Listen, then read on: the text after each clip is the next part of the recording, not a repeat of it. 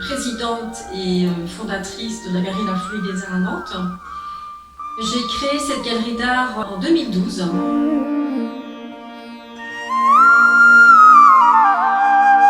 La Folie des Arts est vraiment un lieu convivial, facilitateur pour les échanges entre visiteurs et artistes.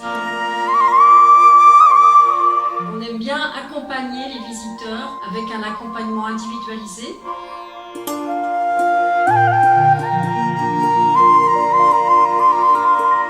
Nous avons des temps forts qui se déroulent soit en journée, soit en soirée, comme des visites commentées, des médiations, des conférences, des concerts.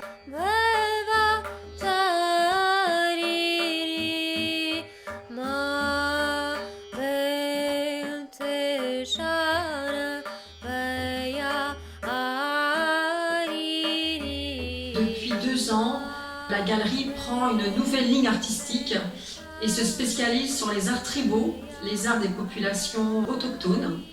En 2019, nous avons proposé une exposition d'art tribal indien, les Wari, qui sont situés en Inde, dans l'état du Maharashtra, à 200 km au nord de Bombay.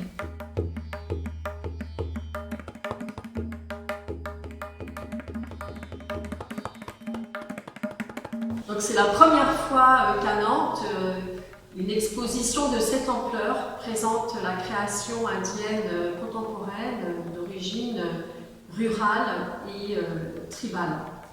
Il y a eu 2 expositions très importantes qui ont marqué les esprits et la presse internationale.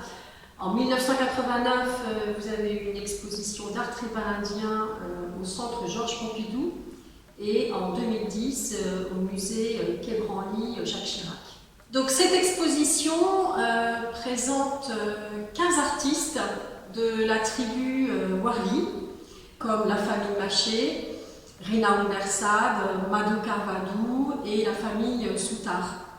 À la base, la peinture Warli est une peinture rituelle qui est réalisée par les femmes sur les murs extérieurs et intérieurs des maisons au moment de la récolte du riz et au moment de la saison des mariages.